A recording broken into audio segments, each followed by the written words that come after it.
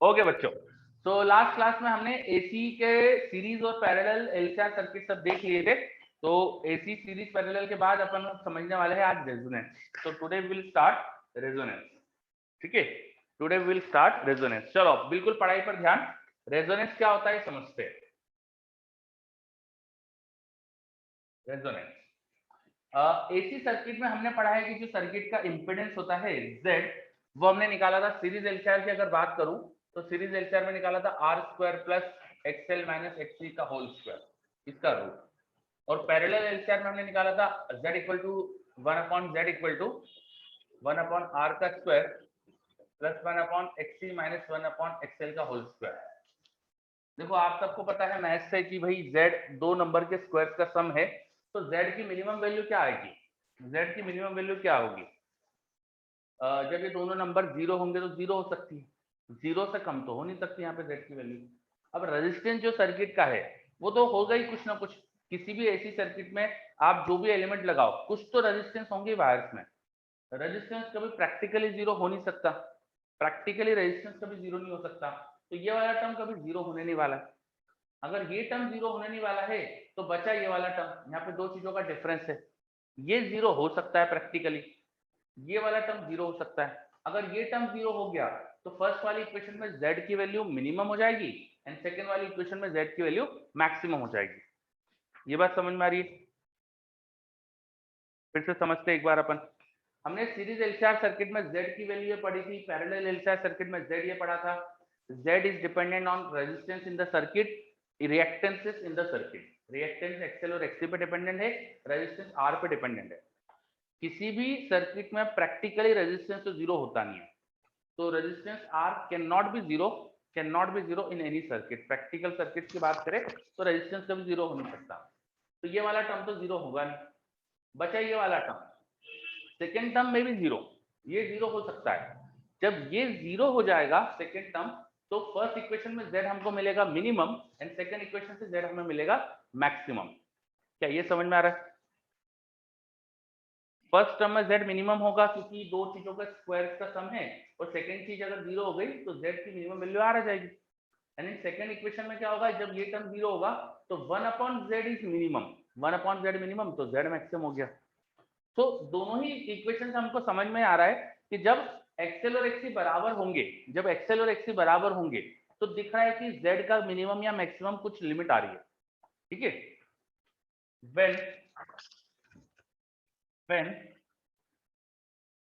XL equal to XC, तो Z या तो मिनिमम हो रहा है या मैक्सिमम हो रहा है। सीरीज में Z की वैल्यू मिनिमम हो रही है, पैरेलल में Z की वैल्यू मैक्सिमम हो रही है।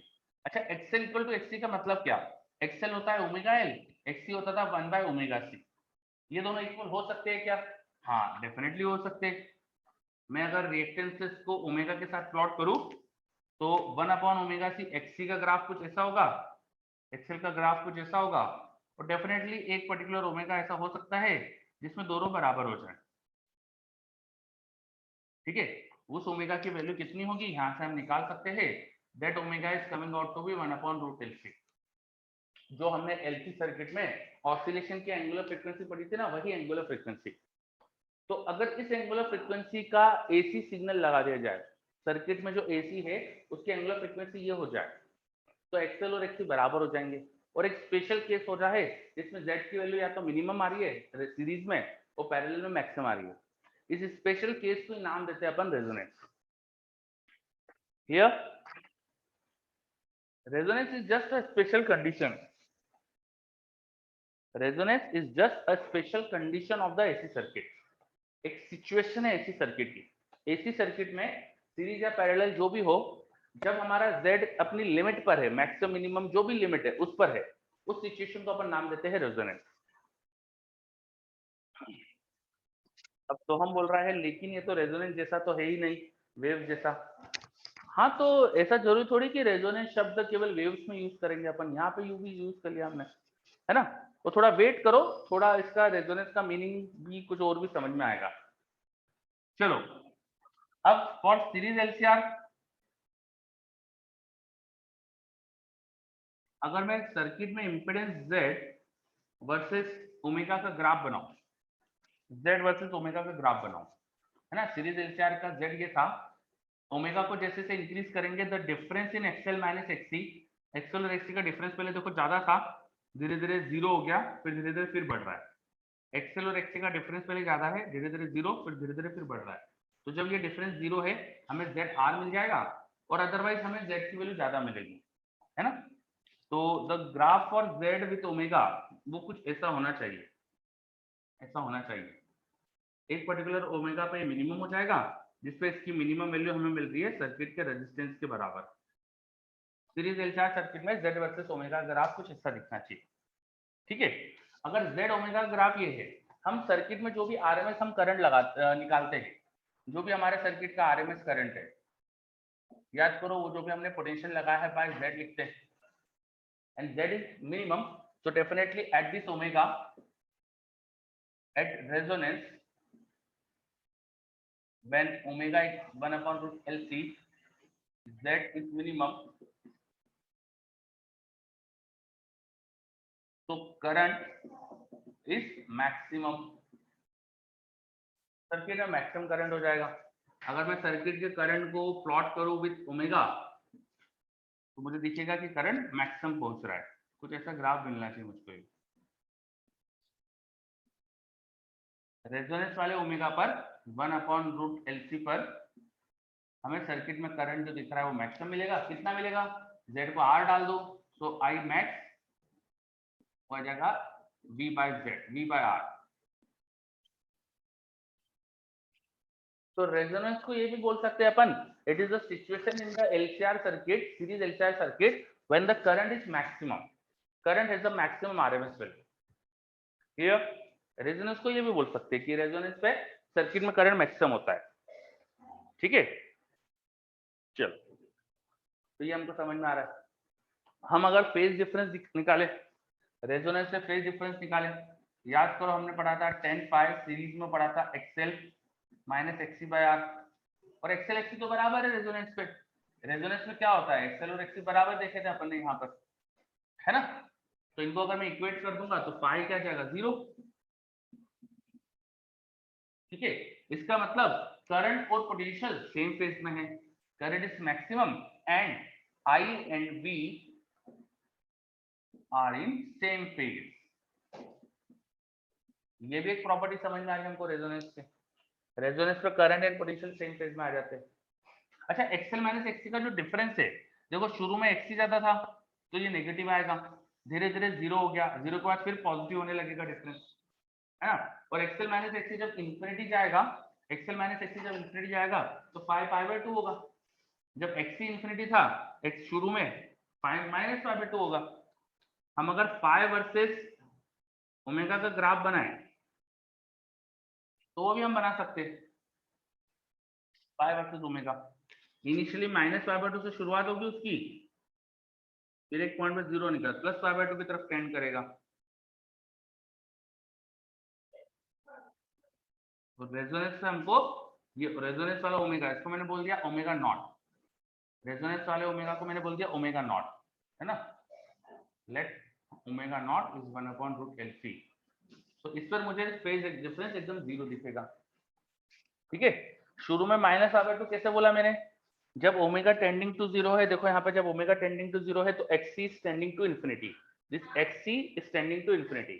If this XC is infinity, so ऊपर न्यूमरेटर में हमारे पास negative of a large number दिख रहा है, अ लार्ज नंबर दिख रहा है with negative sign, so tan phi is a negative large number, so phi definitely minus pi by 2 होना चाहिए, ठीक है।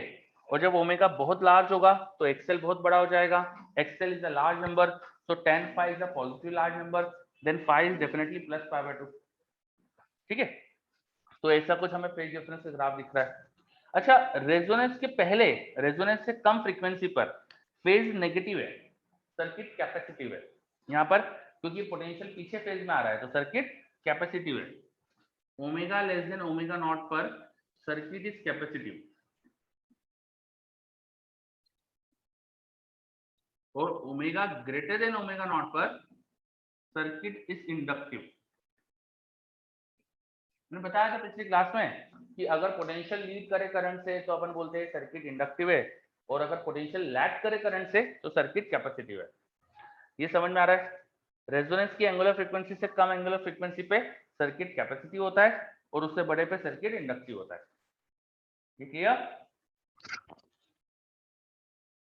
चलो बहुत बढ़िया है ना। अच्छा, रेजोनेंस पे करंट मैक्सिमम है, तो ये ऐसा नहीं हो रहा है जैसे कि आपकी वेव्स में हमने जब रेजोनेंस समझा था तो वेव्स में वेव्स का सुपरपोजिशन होकर मैक्सिमम पॉसिबल एम्पलीट्यूड होता है, कुछ वैसी सिचुएशन नहीं है। हाँ, है ना। सर्किट में जो आप एसी सोर्स लगा रहे हो, सर्किट में जब एसी सोर्स जो लगा रहे हो उसकी एंगुलर फ्रीक्वेंसी सर्किट के ऑसिलेशन की नेचुरल एंगुलर फ्रीक्वेंसी से मैच कर गई। सीरीज एलसीआर सर्किट में एल और सी सीरीज में लगे हैं, एल और सी का आपस में जो ऑसिलेशन होता है ना वो इसी एंगुलर फ्रीक्वेंसी पे होता है। एल और सी का नेचुरल जो फ्रीक्वेंसी है जिससे वो ऑसिलेट करते हैं वो ये होती है। तो सर्किट की जो नेचुरल एंगुलर फ्रीक्वेंसी है वही तुमने एक्सटर्नल लगा दी, इसलिए करंट मैक्सिमम आ गया। समझे? चलो, तो ये चीज भी एक बार ध्यान दो, वेट सहज में आ रहा है उस पॉइंट पे। इस चीज पे ध्यान दो अच्छे से कि when the natural frequency of circuit, जिसमें सर्किट अपना नेचुरल किस फ्रीक्वेंसी पे ऑसिलेट करता है 1/√LC पे, एल और सी मिलकर 1/√LC पे ऑसिलेट करते हैं, हमने पढ़ा है एलसी ऑसिलेशन में। वही एंगुलर फ्रीक्वेंसी आ गई एक्सटर्नल पोटेंशियल की, तो सर्किट में करंट मैक्सिमम हो गया। ये रेजोनेंस की कंडीशन। ऐसे कुछ पढ़ा होगा शायद वेव्स में आपने, अगर किसी सिस्टम की जो नेचुरल फ्रीक्वेंसी होती है ऑसिलेशन की वही फ्रीक्वेंसी एक्सटर्नल ड्राइविंग चीज के आ जाए तो सर्किट रेजोनेंस में होता है, तो वो चीज मैक्सिमम एम्पलीट्यूड से वाइब्रेट करती है। Everything clear? Meaning of resonance clear? अब लास्ट वाला ग्राफ एक बार फिर से देख लो। मैंने 10 पाई का ग्राफ बनाया है विद ओमेगा। जब ओमेगा रेजोनेंस पे होगा, ओमेगा नॉट होगा, तो ये दोनों बराबर थे, कोई डिफरेंस जीरो था, तो यहाँ पे zero. Before that, before this omega, before resonance, XC is greater than XL, XC is greater than XL, XC is greater than XL, तो नेगेटिव आ रहा है यहाँ पे नंबर, मतलब पाई नेगेटिव होगा। उसके पहले पाई नेगेटिव है, उसके बाद पाई पॉजिटिव है। एकदम पाई को जीरो की, ओमेगा को जीरो की तरफ ले गया मैं, ओमेगा इज वेरी स्मॉल, तो एक्सी बहुत ज्यादा हो जाएगा। XC is a very large number, very large number with negative sign. XL तो निग्लिजिबल मान लो, वो जीरो हो गया है। XC is a large number with negative sign, so 10 pi is becoming a negative large number, that is pi is going to be minus pi/2। 10 pi/2 होता है ना लार्ज नंबर, और नेगेटिव क्योंकि नेगेटिव आ रहा है। चलो, और फिर बाद में वैसे पॉजिटिव के लिए देख लिया। तो अपन ने सर्किट में रेजोनेंस पे करंट का ग्राफ देख लिया, फेज डिफरेंस का ग्राफ देख लिया, रेजोनेंस का मतलब समझ में आ रहा है। रेजोनेंस का मतलब अभी तक क्या क्या समझ में आया? रेजोनेंस होता है कब, जब एक्सएल एक्सी बराबर हो जाते हैं, उसके लिए एक स्पेशल एंगुलर फ्रीक्वेंसी होना चाहिए एक्सटर्नल पोटेंशियल की। उस समय होता क्या क्या है, उस समय सर्किट का जेड जो होता है वो मिनिमम हो जाता है, करंट मैक्सिमम हो जाता है, वोल्टेज करंट सेम फेज में होते हैं, बहुत सारी चीजें हो जाएंगी। सब ये याद रखना है, सब चीज रेजोनेंस है। ठीक। अच्छा, एक्सएल एक्सी बराबर है, और सीरीज एलसीआर की जब मैं बात करता हूँ तो सीरीज एलसीआर में तो तीनों में करंट सेम ही होता है ना, एल सी और आर में।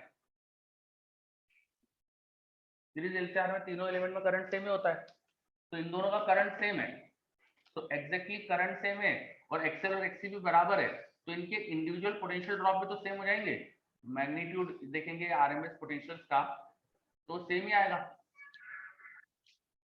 एक्सएल और एक्सी सेम, दोनों के पोटेंशियल की आरएमएस वैल्यू भी सेम आएगी, और ये दोनों मिलकर मिलकर जीरो पोटेंशियल बनाएंगे, मिलकर जीरो बनाएंगे, क्योंकि एग्जैक्टली अपोजिट फेज में होते हैं ना, तो इनका फेजर एडिशन करोगे तो जीरो मिलेगा, है ना। एक्सएल और एक्सी का मिलकर पोटेंशियल डिफरेंस जीरो मिल जाएगा। ठीक है, तो इससे ऐसा भी लग रहा है ना जैसे z की वैल्यू r हो गई, तो v equal to I R M S into R, जो रजिस्टर का पोटेंशियल ड्रॉप है, जो तुमने एक्सटर्नल पोटेंशियल लगाया वो एग्जैक्टली तुम्हें रजिस्टर के अक्रॉस दिख रहा है। जो भी तुमने एक्सटर्नल पोटेंशियल लगाया वो एग्जैक्टली रजिस्टर के अक्रॉस दिख रहा है। यहाँ पे तुम 100 वोल्ट लगाओगे आरएमएस, तो रजिस्टर को 100 वोल्ट आरएमएस मिलेगा। यहाँ 200 वोल्ट आरएमएस, तो यहाँ 200 वोल्ट आरएमएस मिलेगा। सारा जो एक्सटर्नल पोटेंशियल है वो रजिस्टर को मिल रहा है। हाँ, है ना। ये भी रेजोनेंस की एक स्पेशल प्रॉपर्टी हो गई कि रेजोनेंस पर जो भी हम एक्सटर्नल पोटेंशियल लगाते हैं वो पूरा रजिस्टर के अक्रॉस ड्रॉप होता है। ठीक है, हाँ। नोट कर लीजिए जल्दी से।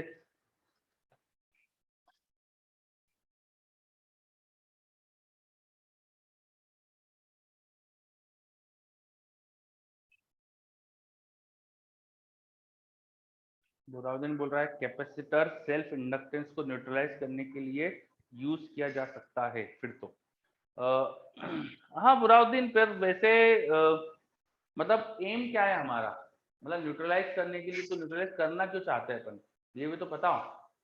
मतलब ठीक है कर सकते हो, बट उसका उससे होगा क्या, ये भी तो पता हो। हाँ मैं फिर से रिपीट कर रहा हूँ सहज। In resonance whatever is the external potential applied same is dropped across resistor। Register का जो पोटेंशियल ड्रॉप होता है वो एक्सटर्नल पोटेंशियल के बराबर ही होता है, क्योंकि VL और VC जस्ट एक दूसरे को कैंसिल कर देते हैं, तो यहाँ का नेट पोटेंशियल ड्रॉप जीरो आता है। VL और VC का नेट पोटेंशियल ड्रॉप जीरो, तो सारा जो एक्सटर्नल पोटेंशियल ड्रॉप है वो पूरा रजिस्टर के अक्रॉस होता है। ठीक है, इसका मतलब ये नहीं कि इंडिविजुअली इंडक्टर और कैपेसिटर में पोटेंशियल ड्रॉप नहीं हो रहा है, दोनों का मिलकर पोटेंशियल ड्रॉप जीरो है। इंडिविजुअल तो है, VL और VC कुछ आएगा, VL निकालोगे तो आ जाएगा IRMS इंटू XL, वो कुछ होगा। VC निकालोगे तो IRMS इंटू XC, वो भी कुछ होगा, लेकिन मिलकर जो उनका पोटेंशियल ड्रॉप है वो जीरो आएगा। ठीक है, चलो तो रेजोनेंस की सारी प्रॉपर्टी अपन ने पढ़ी, ये अपन ने सब सीरीज LCR सर्किट में पढ़ी। पैरेलल में भी देख लेते, पैरेलल में भी देख लेते।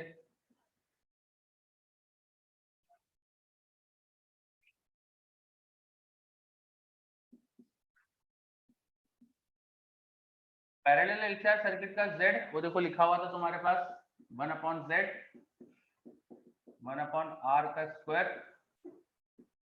प्लस 1/XC माइनस 1/XL का स्क्वायर, इसका रूट होता है।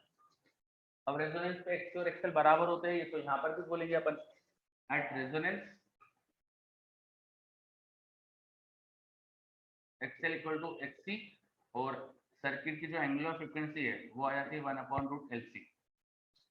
ठीक है, इससे क्या होगा, ये वाला term zero, so 1/Z is 1/R, the second term is zero, तो इस एक्सप्रेशन की मिनिमम वैल्यू मिलेगी।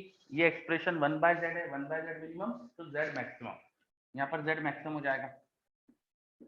Z is max at resonance, parallel में Z मैक्सिमम आता है।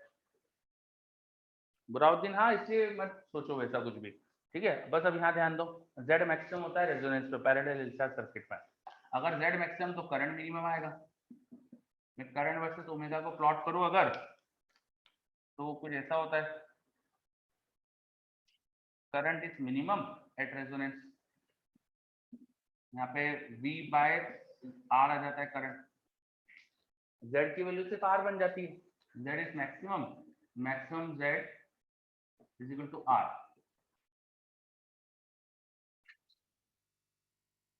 ठीक है, ये हो गया। अब XL और XC बराबर है, तो इंडक्टर और कैपेसिटर में दोनों में करंट बिल्कुल एक जैसा होगा। पोटेंशियल ड्रॉप बाय XC ये कैपेसिटर का करंट होता है, पोटेंशियल ड्रॉप अपॉन XL ये इंडक्टर का होता है, पीक वैल्यू या RMS वैल्यू। ठीक है, तो ये दोनों एक जैसी आएगी, और इनका मिलकर करंट जीरो हो जाएगा, बिकॉज एक दूसरे के अपोजिट फेज में होते हैं। यहाँ पर मिलकर पोटेंशियल जीरो होता था, वहां मिलकर करंट जीरो होगा, है ना। IL and IC are added to zero, तो जो भी सर्किट में बाहर से करंट आ रहा है वो ऐसा लगता है कि पूरा रजिस्टर को जा रहा है। जो भी यहाँ से बाहर से करंट आ रहा है ना, इन दोनों में मिलकर करंट जीरो है, तो वो पूरा ऐसा लगता है यहाँ जा रहा है। ठीक है, जैसा हमने सीरीज एलसीआर सर्किट में देखा था, जो हम पोटेंशियल लगाते हैं वो ऐसा लगता है कि रजिस्टर को ड्रॉप मिल रहा है, इन दोनों का मिलकर पोटेंशियल ड्रॉप जीरो। यहाँ पर इंडक्टर और कैपेसिटर का मिलकर करंट जीरो, तो नेट जो बाहर से करंट आया वो पूरा रजिस्टर में चला गया, ऐसा लगता है। क्लियर है ना। ठीक है सर, पैरेलल वाले में Z को एडमिटेंस नाम देते हैं क्या, क्योंकि मॉड्यूल में अलग टर्मिनोलॉजीज यूज करी है। नहीं, Z को तो हमेशा इंपेडेंस ही कहते हैं। आप अगर Z का इनवर्स को कुछ नाम देना चाहते हो तो वो है एडमिटेंस। 1/Z का नाम होता है admittance, 1/Z is called admittance. ठीक है, बट Z का नाम तो इंपेडेंस ही है। जैसा 1 रेजिस्टेंस को बोलते थे ना अपन, क्या बोलते थे, कंडक्टेंस, ठीक है, वैसे कुछ। चलो ओके, ये भी सब लिख लो। हाँ, 1/z इज कॉल्ड एडमिटेंस, ज्यादा यूज होता नहीं है पर ठीक है, याद होना चाहिए। चलो, तो पैरेलल एलसीआर सर्किट में भी अपन ने सारी चीजें देख ली, और बाकी फेज डिफरेंस वाला ग्राफ तो सेम टाइप का हो जाएगा। फेज डिफरेंस का कुछ कुछ वैसे ही ग्राफ बनेगा, तो वो आप बना सकते हो, है ना। यहाँ पर फेज डिफरेंस को ड्रॉ करोगे अगर ओमेगा के साथ, तो रेजोनेंस से फेज डिफरेंस 0। उसके पहले देखोगे तो जब ओमेगा बहुत कम, तो एक्सी बहुत ज्यादा, तो एक्सेल वाला टर्म डोमिनेट करेगा, तो पोटेंशियल आगे, करंट पीछे हो जाएगा। याद रखना, इसमें जो फेज डिफरेंस अपन निकालते थे पैरेलल एलसीआर सर्किट में, वो पोटेंशियल होता, वो होता था करंट का विद रिस्पेक्ट टू पोटेंशियल। यहाँ पर पाई करंट का विद रिस्पेक्ट टू पोटेंशियल है, पोटेंशियल के रिस्पेक्ट में करंट का फेज है, ठीक है। तो ये नेगेटिव आना मतलब पोटेंशियल आगे होना, है ना। यहाँ पर ग्राफ बनता कुछ वैसे ही है, और ये नेगेटिव आना मतलब यहाँ पे potential is leading then current. ये एक चीज यहाँ पे जरूर ध्यान रखना। तो यहाँ पर एक छोटा सा उल्टा चीज हो रही है कि रेजोनेंस से पहले सर्किट एक्चुअली इंडक्टिव है, यहाँ से उल्टा हो रहा है। रेजोनेंस से पहले सर्किट इंडक्टिव है, करंट पोटेंशियल लीड कर रहा है, तो सर्किट इंडक्टिव है। चलो, 1/z को बोलते हैं एडमिटेंस, ये मैं लिख देता हूँ कहीं पर, 1/z यहाँ लिख देता हूँ, 1/z is called admittance. z को बोलते थे अपन इंपेडेंस, 1/z को बोला जाता है एडमिटेंस। चलो ठीक है, तो पैरेलल एलसीआर में रेजोनेंस का मतलब क्या होता है ये भी हमने सीख लिया। मेरे पास एक डाउट आ रहा है कि अगर कुछ पैरेलल कुछ सीरीज में करके ऐसा कुछ सर्किट हो जाए, कुछ कॉम्प्लिकेटेड सा सर्किट हो जिसमें कुछ एलिमेंट का सीरीज, उसके साथ कुछ पैरेलल, कुछ इस तरह का सर्किट लगाओ, तो जो भी सर्किट है आपका, किसी भी सर्किट के अंदर Z जो निकालोगे वो इम्पिडेंस हमेशा ऐसे किसी रिलेशन में आएगा, कुछ रेजिस्टेंस का रिलेशन होगा और कुछ रिएक्टेंस का रिलेशन होगा। आपने देखो यहाँ पर जब भी रेजोनेंस हुआ है तो आपने सर्किट का नेट रिएक्टेंस 0 करा है, सर्किट में नेट रिएक्टेंस 0 करा है, जो नेट रिएक्टेंस है देखो उसको 0 करा है, चाहे पैरेलल एलसीआर में देखो चाहे सीरीज एलसीआर में देखो, दोनों में नेट रिएक्टेंस 0 करा है। तो रेजोनेंस का मतलब कैसा भी सर्किट हो, किस तरह का भी सर्किट आ जाए, नेट रिएक्टेंस जब 0 ना, तो रिजल्टेंट पूरे सर्किट का, तो उसे रेजोनेंस में बोलते हैं, ठीक है। गोपाल, कैसा भी सर्किट आ जाए, कोई भी बहुत बड़ा सा कॉम्प्लिकेटेड ऐसी सर्किट हो, हमसे तो कोई पूछेगा नहीं वैसे ऐसा, लेकिन अगर आपको जरूरत हो कभी समझने की भाई कि रेजोनेंस वहां किसे बोलेंगे, तो जब सर्किट का नेट रिएक्टेंस 0 हो जाए उसे रेजोनेंस बोलेंगे, ठीक। ओके, चलो, तो रेजोनेंस का मतलब आई थिंक अब पूरे बोर्ड से सब कुछ क्लियर होगा। देख लो कहीं कुछ डाउट हो तो बता दो। अब ये सब याद रखना पड़ेगा आपको कि रेजोनेंस में क्या क्या होता है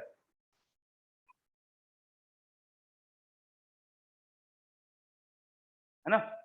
what is resonance? Resonance is just a case, a special case. What is resonance? It is just a special case. क्या होता है इसमें स्पेशलिटी? इसमें स्पेशलिटी होती है कि एक्सेल और एक्सी सर्किट में बराबर होते हैं। सर्किट में जो भी आप एक्सटर्नल पोटेंशियल लगा रहे हो उसकी एंगुलर फ्रीक्वेंसी 1/√LC हो जाती है। जब एक्सटर्नल पोटेंशियल की एंगुलर फ्रीक्वेंसी 1/√LC हो, तो सर्किट में या तो करंट मैक्सिमम या मिनिमम स्टेट में आता है, एक अपनी लिमिट पर आ जाता है। इस सिचुएशन को बोलते हैं रेजोनेंस। उसमें क्या होता है, एक्सेल एक्सी बराबर हो जाते हैं, तो जेड या तो मिनिमम हो जाता है या वहां जेड मैक्सिमम हो जाता है, और करंट मैक्सिमम मिनिमम लिमिट पे आता है। Resonance clear? बता दू, देख लो एक बार बोर्ड पे सब कुछ।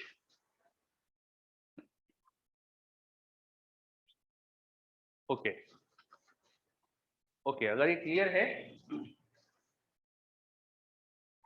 तो अब एक दो छोटे छोटे पॉइंट समझते हैं अपन। वो पैरेलल एलसीआर सब हटा रहा हूं मैं, है ना, पैरेलल एलसीआर हटा रहा हूं मैं।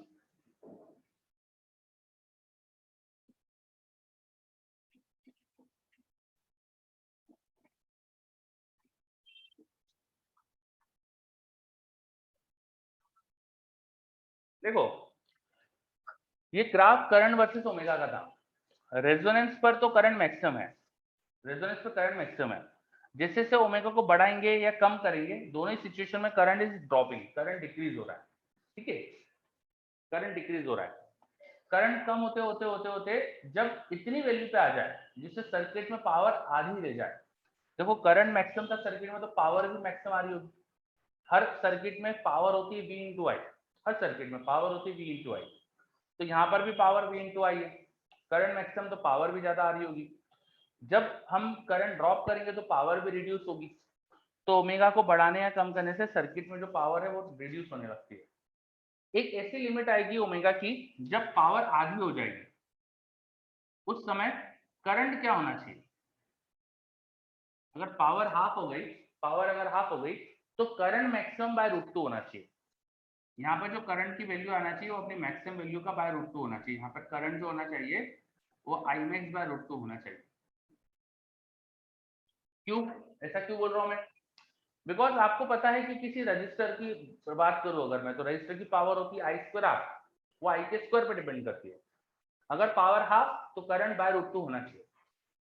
समझ में आ रहा है कि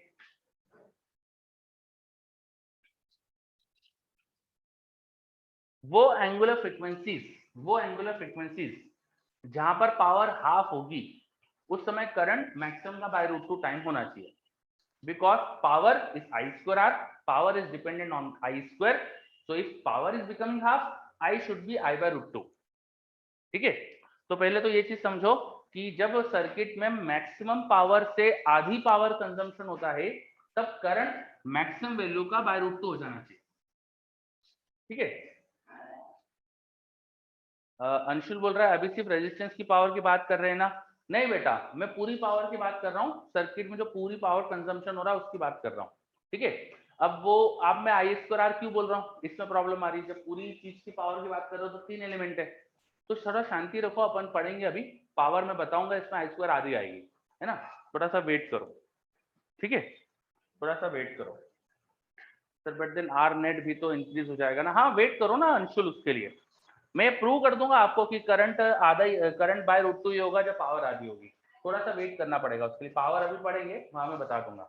अभी बस मेरा वर्ड ले लो कि भाई पावर आधी मतलब करंट बाय रूट 2 हो गया। ठीक है, तो करंट जब बाय रूट 2 होगा वो ओमेगा जो आते हैं उनको बोलते हैं half power angular frequency. Half power angular frequency, यहाँ पे जो ओमेगा की वैल्यू आती है ओमेगा 1 एंड ओमेगा 2, इनको हम बोलते हैं हाफ पावर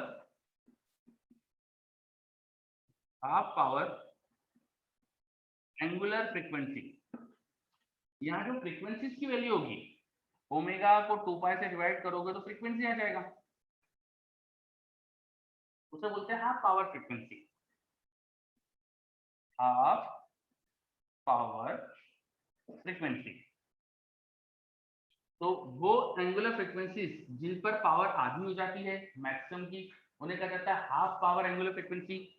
या वो फ्रीक्वेंसीज जिन पर पावर आधी होती है उन्हें बोलते हैं हाफ पावर फ्रीक्वेंसी। इनका जो डिफरेंस होता है, इन फ्रीक्वेंसीज का जो डिफरेंस है, मैं ओमेगा 2 माइनस ओमेगा 1 अपॉन 2 पाई ये अगर फाइंड करूं, दैट इज कॉल्ड बैंडविड्थ।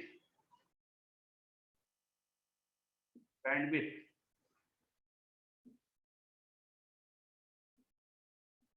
इसे हम नाम देते हैं bandwidth. The difference of the half power angular frequency is called bandwidth. ये वो फ्रीक्वेंसीज की रेंज है, ये वो फ्रीक्वेंसी की रेंज है जिसमें सर्किट में पावर ज्यादा है, सर्किट में पावर ज्यादा है। After the region of bandwidth power काफी कम हो जाती है। समझ में आ रहा है बैंडविड्थ का मतलब? देख लो अच्छे से, बहुत सिंपल सिंपल चीज है। सर्किट में जैसे से ओमेगा चेंज करोगे करंट चेंज हो रहा है तो पावर भी चेंज होती है। जब किसी ओमेगा पर पावर मैक्सिमम थी उसे रेजोनेंस बोला था, ओमेगा को चेंज करने से पावर भी कम होती है, जहां पावर आधी हो जाती है तो उसको हाफ पावर फ्रीक्वेंसी बोल देंगे, सिंपल सी बात है। ठीक है, वो हाफ पावर फ्रीक्वेंसीज का डिफरेंस, उसको कुछ स्पेशल नाम दे दिया, उसको बोल दिया बैंडविड्थ। तो यहाँ एलसीआर सर्किट में बैंडविड्थ का मतलब होता है वो रेंज ऑफ फ्रीक्वेंसीज जिस पर पावर सिग्निफिकेंट आती है। And after the range of bandwidth, bandwidth के बाहर देखोगे तो पावर काफी कम हो जाती है। चलो बैंडविड्थ का मतलब समझ में आ रहा है? ठीक है, अब ये बैंडविड्थ मुझे ऐसा लगता है कि हम निकाल सकते हैं। क्यों? क्योंकि यहाँ पे करंट मैक्सिमम का बाय √2 है। मैक्सिमम करंट हम जानते थे V बाय R था, जो भी RMS पोटेंशियल था बाय R था, और अगर यहाँ बाय √2 है मतलब कि रेजिस्टेंस के बदले यहाँ √2R होना चाहिए, V बाय √2R होना चाहिए। V बाय √2R कैसे हो जाएगा? जब Z की वैल्यू √2R हो जाएगी, है ना। At F1 and F2 half power जो फ्रीक्वेंसी है उन पर Z हो जाना चाहिए √2R।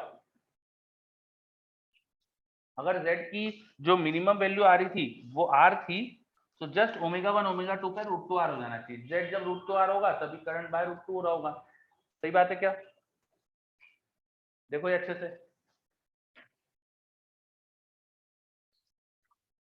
यस, ठीक है ना। तो Z की वैल्यू √2R होना चाहिए, और Z की वैल्यू जनरल फ्रीक्वेंसी पे ये थी। सीरीज की बात कर रहा हूँ मैं, पैरेलल की बात कर ही नहीं रहा हूँ, तो ये थी। तो Z की वैल्यू तो हम जानते हैं ना, √R² plus XL which is ω_L minus XC which is 1 by ω_C का स्क्वायर। तो ओमेगा विथ Z आपको पता है। अब आपको ये निकालना है कि किस फ्रीक्वेंसी पे ऐसा हो रहा है, तो आप निकाल सकते हो क्या इस इक्वेशन से? मुझे लगता है निकाल सकते हो, बताओ, है ना। चलो, तो मैं भी थोड़ा सा सॉल्व करता हूँ, दोनों साइड स्क्वायर करते हैं हम। मैं निकालना चाहता हूँ ω1 एंड ω2। ω1 एंड ω2 वो एंगुलर फ्रीक्वेंसी जो इस इक्वेशन को सेटिस्फाई कर रही है। इस इक्वेशन में ω1 और ω2 डालोगे तो Z √2R आना चाहिए। तो चलो इसको थोड़ा सा सॉल्व करते हैं, दोनों साइड स्क्वायर करा तो 2R² इज इक्वल टू हो गया R² plus ω_L minus 1 by ω_C का स्क्वायर। इसको थोड़ा सा और सॉल्व करते हैं, तो ω_L माइनस 1 बाय ω_C ये आ रहा है, इसका स्क्वायर इक्वल टू R², है ना। दोनों साइड रूट ले लो, तो ω_L माइनस 1 बाय ω_C ये हो जाएगा प्लस माइनस R। देखो सही जा रहा हो कि नहीं, मैं कहीं कुछ गलती करूँ तो बताना। फिर इसको थोड़ा और सॉल्व कर देते, तो ω² LC minus 1 is equal to plus minus RC omega. ठीक है, this is the quadratic equation, ये वाला टर्म यहाँ लाओ। ω² LC minus plus minus RC omega minus 1 equal to 0। ये आ गया ओमेगा के टर्म में quadratic equation. Plus minus actually दो इक्वेशन है, this is not a single equation, ये एक्चुअली दो इक्वेशन है। यहाँ से अब ओमेगा की वैल्यू लिखते हैं अपन, minus B plus minus √/b² minus 4AC। Minus करेंगे तो यहाँ पे प्लस हो जाएगा अपॉन 2a। क्या सही लिखा है मैंने? देखो देखो जरा, सही है।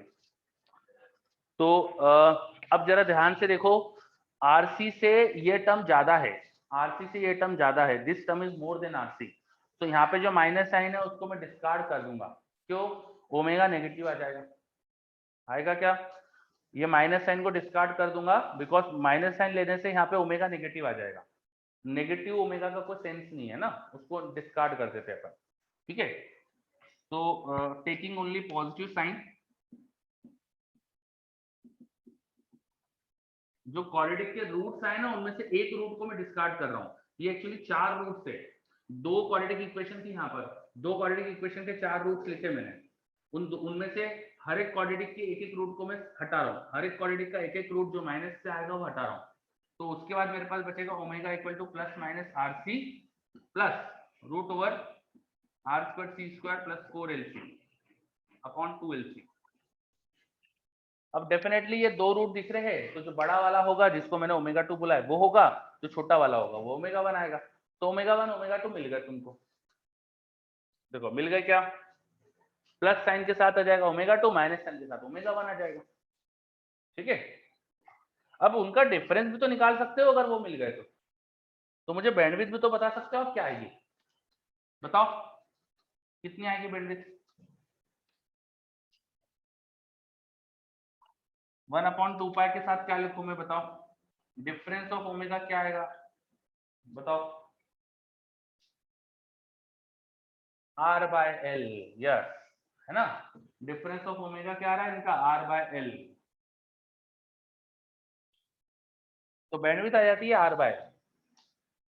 बाय 2 पाई। चलो तो बैंडविड्थ कितनी वो हमने फाइंड कर ली और हाफ पावर एंगुलर फ्रीक्वेंसी भी निकाल ली है, कभी जरूरत पड़े तो आप यूज कर सकते हो। ठीक है, और हाफ एक चीज का और यूज होगा, आपको एक चीज की और जरूरत पड़ेगी। हाफ पावर एंगुलर फ्रीक्वेंसी पे फेज डिफरेंस क्या आएगा ये भी बता सकते हो आप। हाफ पावर एंगुलर फ्रीक्वेंसी पे जो ये रिएक्टेंस वाला टर्म होता है ना, ये रेजिस्टेंस के बराबर हो रहा है। XL minus XC is becoming equal to R। तो फेज डिफरेंस क्या होगा जल्दी से बताओ। 45 डिग्री हो जाएगा, बिल्कुल सही है ना। हाफ पावर फ्रीक्वेंसी पर हाफ पावर फ्रीक्वेंसी पे फेज डिफरेंस 45 डिग्री होगा। तो एट ओमेगा 1 एंड ओमेगा 2 ये लिख लो यहाँ पर, at omega 1 and omega 2 phase difference is pi by 4। कैसे आया फेज डिफरेंस, क्या लिखते थे अपन, 10 pi XL minus XC by R लिखते थे ना, और XL माइनस XC जो है, XL minus XC is becoming R, तो XL minus XC by R करोगे तो 45 आएगा। एक जगह प्लस आएगा, एक जगह माइनस आएगा, प्लस माइनस पाई बाय 4।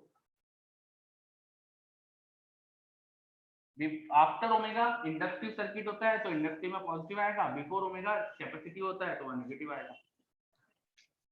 तो ये याद रखना, ये भी बहुत काम की चीज है। ठीक है, देखो कहीं भी कोई डाउट हो अगर तो, बैंडविड्थ हमने निकाले, बैंडविड्थ में कोई डाउट हो तो।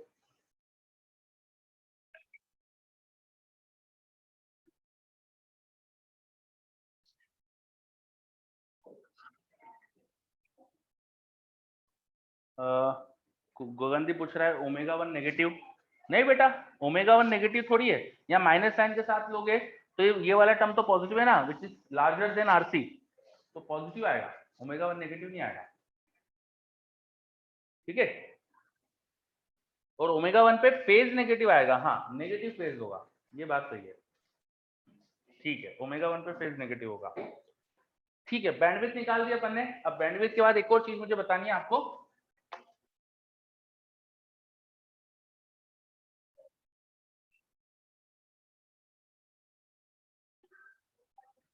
एक चीज मुझे और बतानी है, quality factor. Quality factor, quality factor is a measurement of sharpness of this graph। Quality factor इस ग्राफ की शार्पनेस मेजर करता है, sharpness of I versus omega graph ये मेजर करता है। कैसे, बैंडविड्थ जितना कम, बैंडविड्थ जितना कम होगा उतना एक ग्राफ ऊंचा जाएगा, सही बात है, और जितना ब्रॉड बैंडविड्थ उतना ये उतना दबा हुआ दिखेगा ग्राफ। बैंडविड्थ से उल्टा रिलेशन होना चाहिए क्वालिटी फैक्टर का। दैट्स व्हाई हम क्वालिटी फैक्टर यहाँ डिफाइन करते हैं resonance frequency upon bandwidth, resonance frequency upon bandwidth. मैं लिख देता हूँ वर्ड्स में, रेजोनेंस फ्रीक्वेंसी अपॉन बैंडविड्थ। अब ऊपर नीचे एंगुलर फ्रीक्वेंसी बना सकते हो 2 पाई मल्टीप्लाई करके, तो omega naught upon delta omega, this is quality factor. Omega naught is 1 upon root L C and delta omega अभी तुमने निकाला that was R by L, तो ये सॉल्व करके आता है 1 upon R root L by C, 1 upon R root L by C. ठीक है, 1 upon R root L by C. What is quality factor, quality factor ये बताता है कि ग्राफ कितना शार्प बन रहा है। अगर ये बैंडविड्थ बहुत कम तो ग्राफ शार्प दिखेगा, बैंडविड्थ बहुत बड़ी तो ग्राफ थोड़ा सा दबा हुआ दिखेगा, ऐसा लगेगा बहुत फ्लैट टाइप का ग्राफ है। तो क्वालिटी फैक्टर डिफाइन करते हैं हम रेजोनेंस फ्रीक्वेंसी अपॉन बैंडविड्थ से। रेजोनेंस फ्रीक्वेंसी को एंगुलर में कन्वर्ट कर दिया, 2 पाई ऊपर नीचे मल्टीप्लाई कर दिया, तो यहाँ ओमेगा नॉट, और बैंडविड्थ डेल्टा ओमेगा लिख दिया 2 पाई मल्टीप्लाई करके। ये सॉल्व करके आया 1 upon R root L by C. तो quality factor of series LCR circuit is 1 upon R root L by C. चलो देखो अच्छे से, कहीं कोई डाउट है उसमें तो बताओ।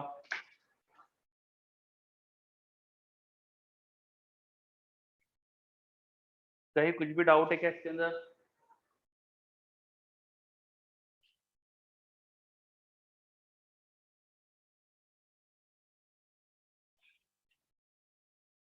तो हम तो बोल रहा है सब क्लियर है, बहुत बढ़िया, बेसिक है, याद रखने की चीजें देखो, डेफिनेशंस वाइज चीजें सब सर आई एम मैक्स के राइट में फेस पॉजिटिव और लेफ्ट में नेगेटिव, ये बोल सकते हैं क्या? करंट मैक्सिमम के राइट में फेस पॉजिटिव, लेफ्ट में नेगेटिव। हाँ, सीरीज में बोल सकते हो, पैरेलल में उल्टा होता है, ये याद रखना। सीरीज में बोल सकते हो और पैरेलल में उल्टा होता है, ये याद रखना। ठीक,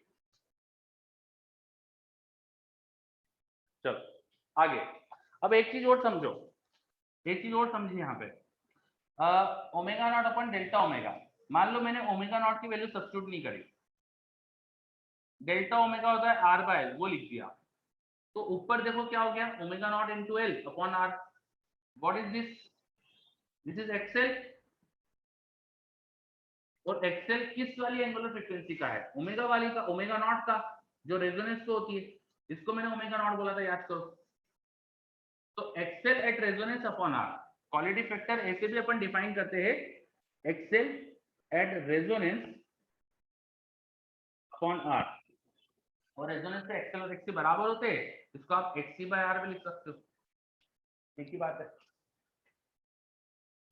समझ में आ रहा है क्या? ये मैंने ओमेगा नॉट को एज इट इज रखा, delta omega was R by L, इसको आर बाय लिख दिया, ये एल ऊपर गया, तो L omega naught, L omega naught मतलब एक्सएल हो गया। एक्सएल किस एंगुलर फ्रीक्वेंसी का? रेजोनेंस पर। रेजोनेंस पर जो एक्सएल की वैल्यू आएगी और आर की जो वैल्यू आएगी, इनका ratio will give you quality factor. तो अगर आपको सीरीज एलसीआर सर्किट में क्वालिटी फैक्टर चाहिए, इस एक्सएल और आर का रेशियो ले लो, जस्ट एक्सएल और आर का रेशियो ले लो, लेकिन किस एंगुलर फ्रीक्वेंसी पे देखना है रेशियो? जब एंगुलर फ्रीक्वेंसी रेजोनेंस वाली है, तो उससे भी क्वालिटी फैक्टर मिल जाएगा। और एक्सएल आर का ratio is equal to potentials का रेशियो। सीरीज में दोनों का पोटेंशियल सेम, दोनों में करंट सेम होता है, तो करंट मल्टीप्लाई करोगे तो पोटेंशियल का रेशियो भी बोल सकते हो। तो एट रेजोनेंस जो यहाँ का पोटेंशियल VL है और जो रजिस्टर का पोटेंशियल है, इनका ratio, this also quality factor. ये समझ में आ रहा है?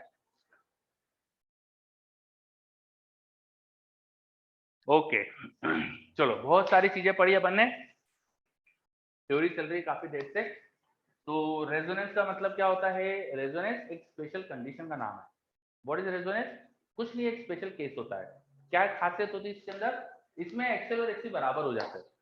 जब एक्सएल एक्सी बराबर होते हैं सर्किट के, तो हम बोलते हैं सर्किट रेजोनेंस में। ठीक है, जब एक्सएल एक्सी बराबर होते हैं तो हम बोलते हैं सर्किट रेजोनेंस में। ठीक है, रेजोनेंस का मतलब एक्सएल एक्सी बराबर। और क्या होता है रेजोनेंस पे? तो जेड मिनिमम दिखने लगता है, करंट मैक्सिमम दिखने लगता है, potential and current same phase में आने लगते हैं। ये सब रेजोनेंस की प्रॉपर्टी है कि रेजोनेंस में मुझे सर्किट में ये सब दिखने लगता है। और क्या होता है रेजोनेंस पे? तो जो भी हम पोटेंशियल लगाते हैं, उतना ही पोटेंशियल ड्रॉप रेजिस्टर को मिलने लगता है। इंडक्टर कैपेसिटर का नेट पोटेंशियल ड्रॉप 0 हो जाता है, बिकॉज दोनों का पोटेंशियल इक्वल है, लेकिन फेज अपोजिट था, जस्ट 5 फेज डिफरेंस, तो नेट में 0 आता है। ठीक है, और क्या होता है रेजोनेंस पे? तो रेजोनेंस पे एंगुलर फ्रीक्वेंसी 1/√LC होती है, जेड मिनिमम है, वो तो बात कर ही ली, फेज डिफरेंस 0 हो जाता है। ये सारे रेजोनेंस की बात करी। रेजोनेंस के बाद फिर मैंने आपको बैंडविड्थ बताई। What is bandwidth? Bandwidth is the difference of the frequencies जिस पर पावर आधी हो जाती है। रेजोनेंस पे पावर मैक्सिमम थी और कोई फ्रीक्वेंसी से पावर कम हो जाती है, तो वो फ्रीक्वेंसी जिन पर पावर आधी दी जाती है उन्हें बोलते हैं हाफ पावर फ्रीक्वेंसी। नाम बहुत इजी है, आधी पावर तो हाफ पावर फ्रीक्वेंसी है ना, और क्या बोले भाई। ठीक है, और हाफ पावर फ्रीक्वेंसी पे पावर आधी, तो z की वैल्यू √2 टाइम हो जाती है। z को √2r लिखा, सॉल्व करके वो ओमेगा निकाल लिया जिस पे आधी पावर हो रही है। इन ओमेगा के डिफरेंस से बैंडविड्थ निकाल ली, वो आ गई r/l 1/2π। ठीक है, एंगुलर फ्रीक्वेंसी का डिफरेंस लोगे तो r/l आ जाएगा। चलो, इसके बाद फिर हमने डिफाइन कर दिया एक टर्म क्वालिटी फैक्टर। कैसे डिफाइन करा क्वालिटी फैक्टर? तो रेजोनेंस पे जो हमारी एंगुलर फ्रीक्वेंसी होती है और बैंडविड्थ, इसका ratio quality factor. Resonance frequency और बैंडविड्थ का ratio quality factor. Quality factor ऐसे डिफाइन करा, फॉर्मूला आ गया 1/r√L/c। इसका एक और मतलब आ गया, अगर मैं डेल्टा ओमेगा को सिर्फ r/l लिखूं तो L ओमेगा नॉट, ये आ रहा है L ओमेगा नॉट, ये ओमेगा नॉट L को एक्सएल बोल सकते हैं।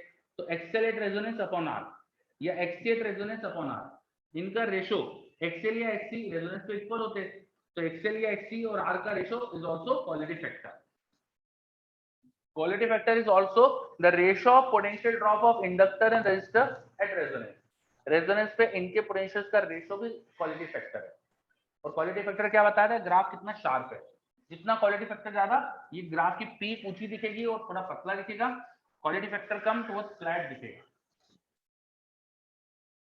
चलो, तो हम बोल रहा है क्वालिटी फैक्टर में बैंडविड्थ का 1/2 नहीं आएगा। नहीं बेटा, ये बैंडविड्थ जो होती थी उसमें मैंने 2 पाई मल्टीप्लाई कर दिया, रेजोनेंस फ्रीक्वेंसी को भी 2 पाई से मल्टीप्लाई करा, तो दोनों ओमेगा में कन्वर्ट हो गए, है ना, दोनों ओमेगा में कन्वर्ट हो गए। ओके, काफी सारी थ्योरी हो गई है, सब याद रखना है, फॉर्मूले याद रहेंगे, क्वेश्चन आराम से हो जाएगा, कुछ भी नहीं है, ये सब थ्योरी पे क्वेश्चन आते हैं। ठीक, ओके, आगे बढ़े, अब हटा दू सब। ओके, बहुत देर हो गई ये सब लिखे लिखे, अब हटा देते हैं इन सबको।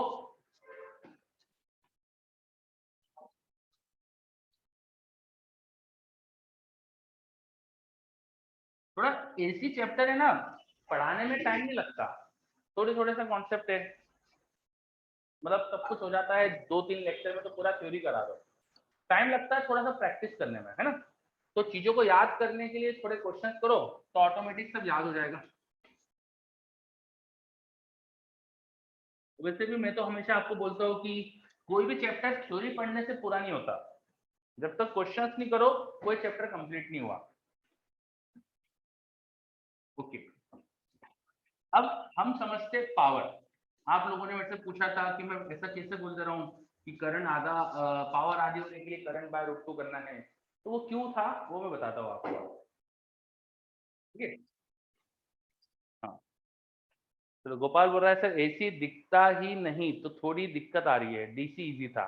दिखेगा, एसी भी दिखेगा, प्रैक्टिस किए यार, डीसी कब से कर रहे हो यार, बचपन से डीसी डीसी पढ़ाया जा रहा है आपको, एसी अभी पहली बार तो पढ़ा, अभी गिनने चुने कितने 4-5 दिन हुए एसी पढ़े हुए।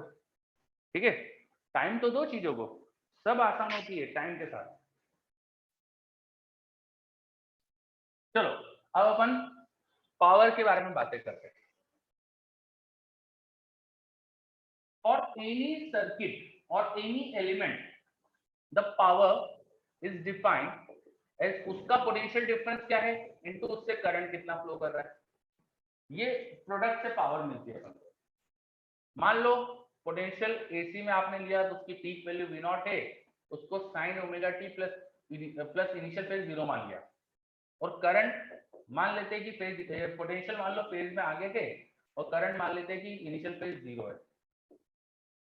मान सकता हूँ ना भाई, कोई भी सर्किट एलिमेंट एसी में जो होगा उसका पोटेंशियल वो करंट हमने अभी तक सीखा है ना कि वो हमेशा सेम एंगुलर फ्रीक्वेंसी के साइनसोइडल आते हैं, बस उनकी पीक वैल्यू अलग होती है और फेज डिफरेंस होता है। हर एसी एलिमेंट के साथ कुछ फेज डिफरेंस होता है पोटेंशियल और करंट में, और पीक वैल्यू अलग होती है, तो उसके साथ ऐसा मान सकता हूँ ना मैं, कोई भी एलिमेंट हो, है ना, ये तो अपन मान सकते हैं ना। चलो, अब पावर डिफाइन कैसे करते हैं, V into I.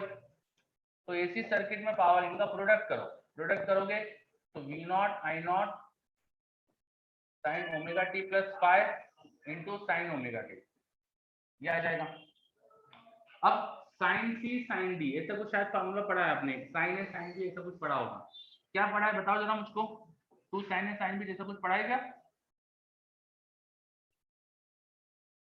We naught I naught by two, two sine A sine B जैसा कुछ शायद पढ़ा है क्या, बताओ क्या फॉर्मूला होता है, फॉर्मूला बताओ मुझे जल्दी से, मुझको याद नहीं है, मुझे जरूरत नहीं पड़ती याद करने की क्योंकि बच्चे बता देते हैं हमेशा। तो क्या होता है फॉर्मूला, क्या लिखो उसको, कॉस में सब्ट्रैक्ट कर दे, अच्छे से बताओ, cos of A minus B minus cos of A plus B, अच्छा, cos of A minus B मतलब पाई आ जाएगा minus cos of A plus B, तो ये होने वाला है ना, cos of A minus B minus cos of B minus या ए माइनस बी एक ही बात है ना। चलो, ये आ गया, इसको थोड़ा सा और सॉल्व करते हैं, V naught I naught by two into cos phi minus V naught I naught by two into cos of 2 omega t plus phi. अरे जो सेकेंड टर्म है ये तो फिर से एक साइनसोइडल टर्म है, लेकिन इसकी डबल एंगुलर फ्रीक्वेंसी है या फ्रीक्वेंसी डबल है, डबल फ्रीक्वेंसी का एक टर्म है। और जो पहला टर्म है ये तो कांस्टेंट है, फेज डिफरेंस थोड़ी टाइम के साथ बदलता है, ये तो कांस्टेंट टर्म है, this is a constant term. और ये डबल एंगुलर फ्रीक्वेंसी वाला साइनसोइडल टर्म है। तो कांस्टेंट प्लस कुछ डबल फ्रीक्वेंसी का टर्म, ऐसा कुछ रिलेशन आ गया। तो constant plus sinusoidal, constant plus sinusoidal मतलब क्या होता है, साइनसोइडल को कांस्टेंट अमाउंट से ऊपर उठा दिया, इतने अमाउंट से ऊपर उठा दिया। इसका अगर तुम ग्राफ देखोगे टाइम के साथ तो आपको जो साइनसोइडल ग्राफ दिखता है, मैं इनिशियल फेज का ध्यान नहीं रख रहा हूँ, ऐसे कुछ भी रैंडमली बना रहा हूँ मैं। साइनसोइडल जैसे ग्राफ दिखेगा, बस जो जीरो लाइन होगी ना वो थोड़ा सा नीचे दिखेगी, शिफ्टेड साइनसोइडल दिखेगा, सही बात है क्या? This is a sinusoidal term and this is a constant term. तो साइनसोइडल में कांस्टेंट चीज जोड़ दी तो शिफ्टेड दिखेगा, और माइनस माइनस वो सब वो इनिशियल फेज में मैंने इनकॉर्पोरेट कर लिया है ना। इनिशियली फेज क्या है वो मैंने ध्यान ही नहीं दे रहा हूँ, समझे क्या? यहाँ कोई डाउट? चलो ये क्लियर है, ओके। अब ये जो इक्वेशन है, अच्छा ये टाइम के साथ वेरिएबल भी है और टाइम के साथ डबल फ्रीक्वेंसी से वेरी कर रही है, बहुत तेजी से पावर फ्लक्चुएट कर रही है। हमें तो एसी पोटेंशियल और करंट ही दिखते नहीं इतना तेजी से फ्लक्चुएट करते, ये पावर तो और तेजी से फ्लक्चुएट कर रही है ना। अब इस पावर का हम इफेक्ट इंस्टेंटेनियस वाला देख पाएंगे क्या? ऑफ कोर्स नहीं देख पाएंगे, क्योंकि बहुत तेजी से फ्लक्चुएट कर रही है। इंस्टेंटेनियस इफेक्ट इसका हम देख ही नहीं सकते, इसका हम इंस्टेंटेनियस इफेक्ट देख नहीं सकते, हम इसका सिर्फ एवरेज इफेक्ट देख पाएंगे, एवरेजली क्या पावर आ रही है उसी का कुछ इफेक्ट देख पाएंगे, है ना। आरएमएस नहीं निकालेंगे बेटा, पावर का आरएमएस डिफाइन, करंट का रिलेशन पावर से स्क्वायर से होता था, तो करंट में आरएमएस आता है। पावर का एवरेज तो पावर का एवरेज डायरेक्ट आ जाएगा ना। इसमें हीट जो जनरेट होती है वो अपन क्या लिखते हैं, integration of power into dt, है ना। ठीक है, ऐसा लिखेंगे T1 टाइम से T2 टाइम तक। और एवरेज पावर कैसे डिफाइन करेंगे, वो होगी इंटीग्रेशन किसी T1 से T2 पावर dt का इंटीग्रेशन डिवाइड बाय टाइम का डिफरेंस। तो इंटीग्रेशन T1 से T2 power dt, this is nothing but average power, जिसको मैंने P एवरेज कह दिया, P average into delta t। तो this integration is nothing but average power into delta t, है ना। तो सर्किट में जो हीट जनरेट होती है ना उसको एवरेज पावर इनटू टाइम लिख सकते हैं, तो वो एवरेज पावर से रिलेटेड है, it is not related with sum square of the power then root, मतलब root mean square, RMS power जैसा कुछ टर्म नहीं आ रहा है यहाँ, पावर में कोई आरएमएस पावर टर्म नहीं आ रहा है, सिर्फ एवरेज आ रहा है। तो पावर के हमें सिर्फ एवरेज से मतलब है, उसके आरएमएस आरएमएस का कोई सेंस नहीं है, कोई प्रैक्टिकल सेंस नहीं दिखना है। तो now we will find average power. अब कैसे निकालते हैं एवरेज, वो बताया, देखो ऊपर भी लिखा है मैंने, किसी भी क्वांटिटी का एवरेज कैसे निकालते हैं, उसका इंटीग्रेशन करो, टाइम डिफरेंस से डिवाइड करो। But this is a periodic quantity, तो पीरियोडिक का एक टाइम पीरियड का जो एवरेज आता है, बड़े टाइम पीरियड में भी एवरेज वही आ जाता है, तो सिंगल टाइम पीरियड का एवरेज ले लो, integration of power dt in a single time period divide by t कर लो। भाई t क्या है, तो ओमेगा को लिखा था अगर 2 पाई बाय कैपिटल T, तो ये वही t है। चलो ये समझ में आ रहा है क्या कुछ?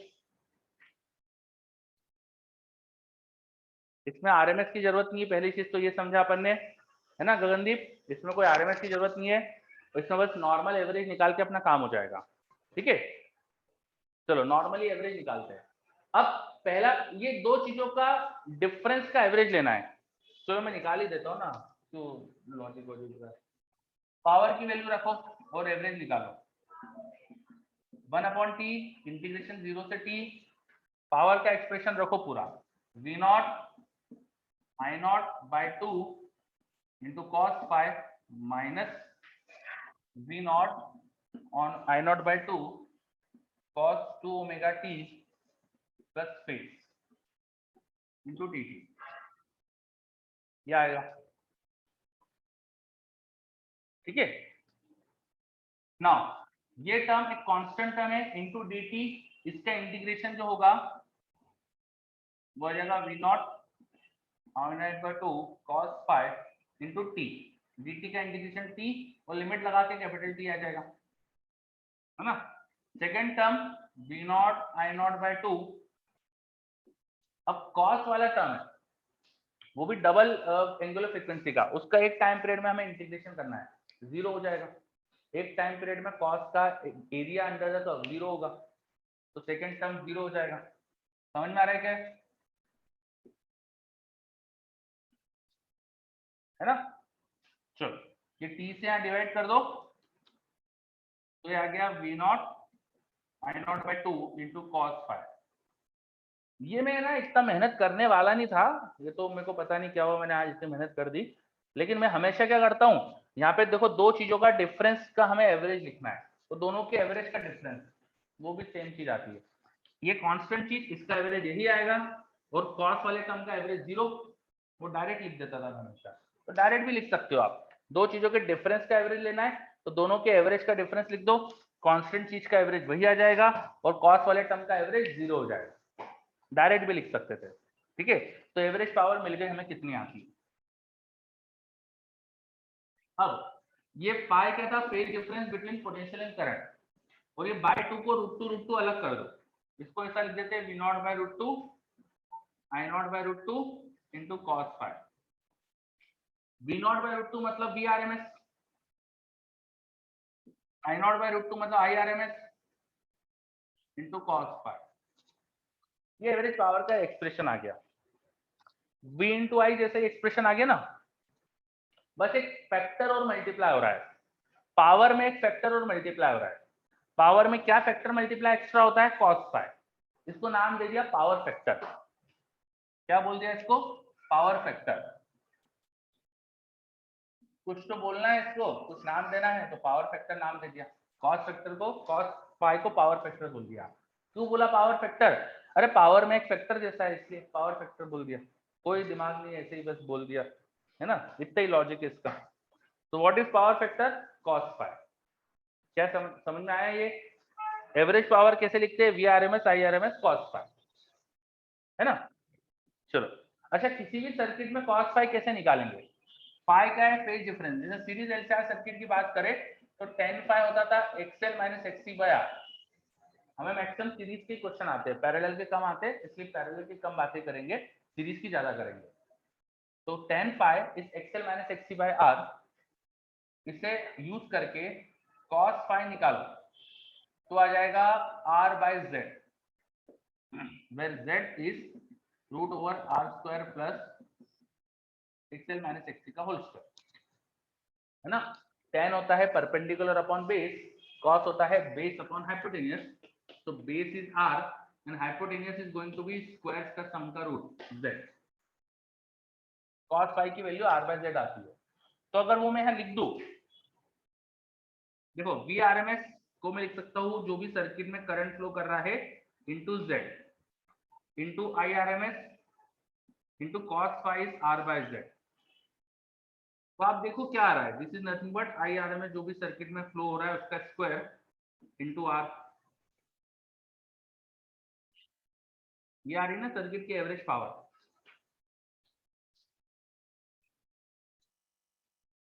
हाँ, V को लिख दिया मैंने I इंटू Z, लिख सकता हूँ सर्किट में जो भी Z है, देखो जरा।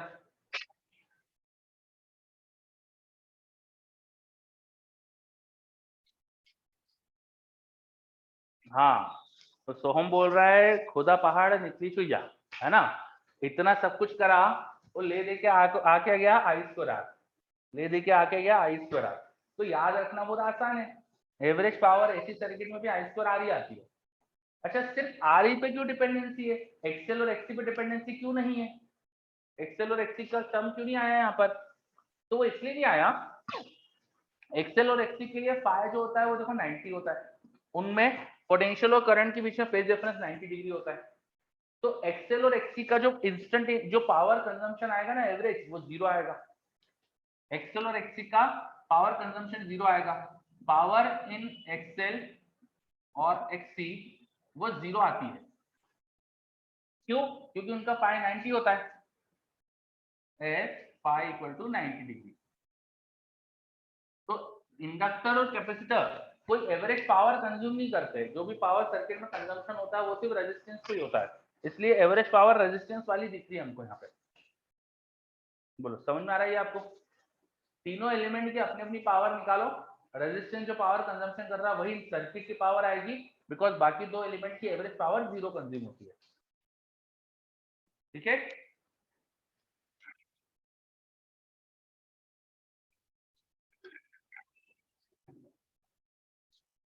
ओके। और आई थिंक अब आपको ये भी क्लियर हो गया कि मैं हाफ पावर फ्रीक्वेंसी पे करंट क्यों बोल रहा था, बाय रूट 2 हो जाएगा, है ना? क्योंकि एवरेज पावर सीधा सीधा I R M S square पे डिपेंडेंट है। जब करंट बाय रूट 2 होगा तो पावर सिंपली आधी हो जाएगी। थोड़ी देर पहले मैंने बोला था ना, तो वो सब भी क्लियर हो गया।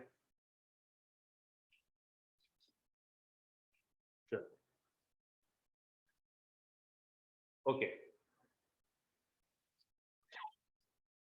अच्छे से देख लो, हमने पावर कैसे निकाली। किसी भी सर्किट एलिमेंट की पावर होती है V इंटू आई। V और I इंस्टेंटेनियस पोटेंशियल और करंट होते हैं। इंस्टेंटेनियस पोटेंशियल और करंट की इक्वेशन मैंने एज्यूम कर ली। हमने पढ़ा है एसी में हर जगह की साइनसोइडल पोटेंशियल और साइनसोइडल करंट आ रहे हैं, तो मैंने पोटेंशियल साइनसोइडल करंट साइनसोइडल मान लिया फेज डिफरेंस दोनों में पाए है। ठीक है, V इंटू आई लिखा, उसको थोड़ा सा सॉल्व करा। ये बहुत तेजी से बदलती हुई पावर है, इंस्टेंटेनियस पावर बहुत हाई रेट से फ्लक्चुएट कर रही है। जो एसी की एंगुलर फ्रीक्वेंसी उसकी भी डबल एंगुलर फ्रीक्वेंसी से फ्लक्चुएट कर रही है, उसकी डबल फ्रीक्वेंसी है, तो हम इंस्टेंटेनियस पावर तो देख ही नहीं पाते, इसलिए हमने फिर इसका निकाला एवरेज। अच्छा, एवरेज में कोई आरएमएस वारएमएस नहीं आएगा, यहाँ पे नॉर्मल एवरेज लेंगे। आरएमएस क्यों नहीं आएगा? बिकॉज हीट जो डिपेंड होती है वो आरएमएस पावर पे नहीं, बस एवरेज पावर पे डिपेंडेंट होती है, इसलिए एवरेज पावर निकाली हमने, ये मैथमेटिक्स से सॉल्व करके देखा, तो ये आ गई average power, V R M S I R M S cos phi. V R M S I R M S cos phi, average power क्या होती है? V R M S I R M S cos phi. V I into एक factor और आ जाता है which is cos phi. Cos phi एक factor extra है, उसलिए उसको बोल दिया power factor. Power factor cos five को बोलते हैं हम, उसकी वैल्यू निकाली तो R by Z. Power factor कितना होता है? आर बाय जेड, वो रखा, तो यहाँ पर ये एवरेज पावर आ गई I square R into I square R M S into R. ऐसा क्यों आ गई? क्योंकि इंडक्टर और कैपेसिटर इंस्टेंट कोई एवरेज पावर कंजम्पशन ही नहीं करते, इंस्टेंटेनियस करते होंगे, है ना? ये फेज डिफरेंस 90 रखने पर इंस्टेंटेनियस पावर तो उनकी आ जाएगी, पर एवरेज पावर कंज्यूम नहीं करते हो। एवरेजली इंडक्टर और कैपेसिटर की पावर 0 कंजम्पशन होती है, दोनों एनर्जी स्टोर करते हैं एक्चुअली, तो उनके अंदर इंस्टेंटेनियस एवरेज पावर 0 आती है। वो 0 करके हमें समझ में आ गया कि ऐसा क्यों दिख रहा है कि सारी पावर रजिस्टर में जा रही है, क्योंकि लेके नहीं जाते ना इंडक्टर और कैपेसिटर तो पावर, इसलिए ऐसा लग रहा है जैसे रजिस्टर की पावर ही फाइनल पावर है। चलो सब कुछ देख लो, नोट कर लो, कहीं कोई डाउट हो तो बताओ। तुम्हारे सामने देखो पूरे बोर्ड पे सब लिखा है।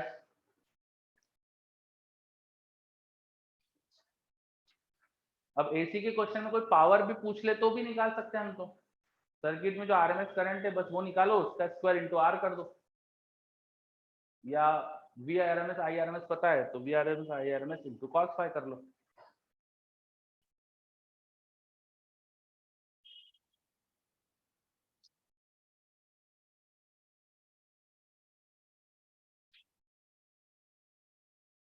चलो अब मेरे पास एक डाउट है अंशुल का, power in L and C में 0 एसी करंट के कारण होता है क्या? नहीं बेटा, पावर इसलिए 0 है क्योंकि एवरेजली वहां पर पावर ही 0 आ रही है ना। इंडक्टर और कैपेसिटर एनर्जी स्टोरिंग डिवाइस होते हैं, एक्चुअली वो एनर्जी स्टोर करते हैं, वो पावर जो उनमें जाती है ना वो कोई लॉस थोड़ी होती, वो तो स्टोर करके रखते हैं। अब एवरेजली क्या होगा, इंडक्टर ने पावर एनर्जी दी फिर ली फिर दी फिर ली, तो एवरेज 0 हो जाता है। ठीक है, वैभव पूछ रहा है बीबी 1 एंड 2 कब डिस्कस करेंगे? तो बीबी 1 मुझे लास्ट क्लास में नहीं करी शायद अपन, है ना? अब थ्योरी हो गई है तो बस अब डिस्कशन ही बचा है इसमें, वो करेंगे। ठीक है सर, आर नहीं होगा तो? गगनदीप पूछ रहा है आर नहीं होगा तो? यार प्रैक्टिकली तो ऐसा कभी हो ही नहीं सकता है कि सर्किट में रेजिस्टेंस नहीं है, प्रैक्टिकली नहीं होगा। थ्योरेटिकली अगर आर नहीं होगा तो सर्किट में कोई पावर कंजम्पशन नहीं होगी, सर्किट में कोई एनर्जी कंज्यूम नहीं होगी, सर्किट में टोटल एनर्जी कांस्टेंट हो जाएगी। ठीक है, चलो ओके, अब थ्योरी का एक छोटा सा पॉइंट और बच रहा है, चोक कॉइल। चोक कॉइल अभी कर लेते हैं अपन यार, हाथों हाथ हो जाएगा क्योंकि पावर से रिलेटेड है, तो 2 मिनट लगेगा मुझको बताने में। चोक कॉइल,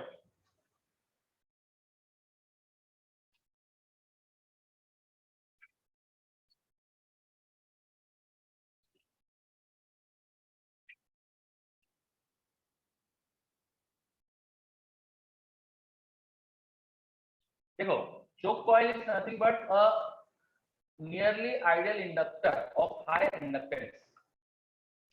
एक हाई इंडक्टेंस की इंडक्टर को बोलते हैं चोक कॉइल, ठीक है। क्यों बोलते हैं इसको, अलग नाम क्यों दिया? ट्यूबलाइट जो होती है ना, ट्यूबलाइट को स्टार्ट करने के लिए चोक कॉइल की रिक्वायरमेंट होती है। क्यों रिक्वायरमेंट होती है? स्टार्टिंग में ट्यूबलाइट में ना हम चाहते हैं कि करंट बहुत कम जाए, वो करंट नेग्लिजिबल भेजना चाहते हैं हम ट्यूबलाइट में से। वो कैसे कर सकते हैं अपन? जब सर्किट में करंट बहुत कम करने के लिए अपन सर्किट में रेजिस्टेंस बहुत बढ़ा दे। अब रेजिस्टेंस ज्यादा बढ़ाएंगे तो पावर भी कंज्यूम करता है, कोई भी रेजिस्टेंस सर्किट में पावर भी कंजम्पशन करता है, ठीक है। अच्छा, एक मिनट, बच्चे क्या बोल रहे हैं? सर एलसीआर सर्किट की स्टेडी स्टेट में आई जीरो हो जाएगी, the net power should be zero. LCR circuit की स्टेडी स्टेट में करंट जीरो थोड़ी होती है, एवरेज करंट जीरो हो सकता है, इंस्टेंटेनियस करंट तो होगा ना, वो गलत बोल रहे हो आप, ठीक है। रचित बोल रहा है पर क्यू कम, ये मुझे समझ नहीं आया रचित, आप ऐसा क्यों बोल रहे हो?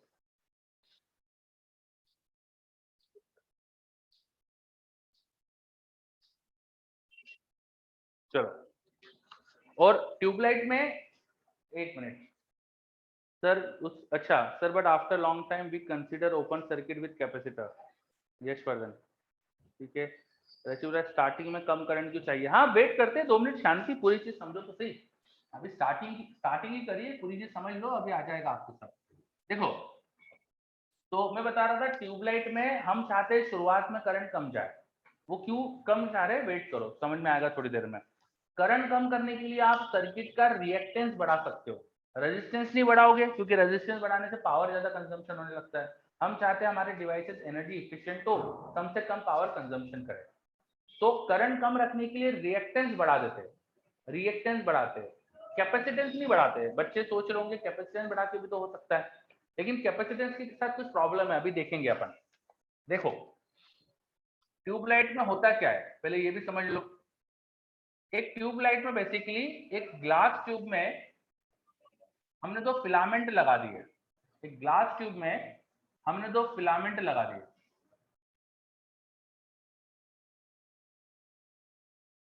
ये जो फिलामेंट है, इनमें से है ना, जब करंट ज्यादा फ्लो करेगा, इनमें से जब हीट डेवलप बहुत हो जाएगी तो हीटिंग इफेक्ट की वजह से इलेक्ट्रॉन इमिट करते हैं, ये फिलामेंट इलेक्ट्रॉन इमिट करते हैं, और एक ग्लास ट्यूब के अंदर वैक्यूम है तो इलेक्ट्रॉन यहाँ पे फ्रीली मूव कर सकते हैं।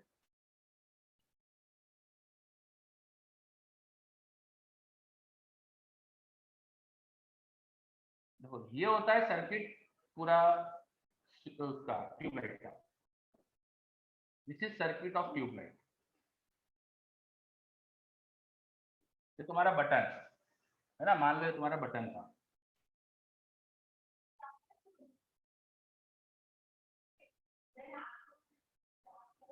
ठीक है, ये बटन है ना, बटन स्विच ऑन करोगे तो सर्किट में स्विच ऑन स्विच ऑफ हो जाएगा।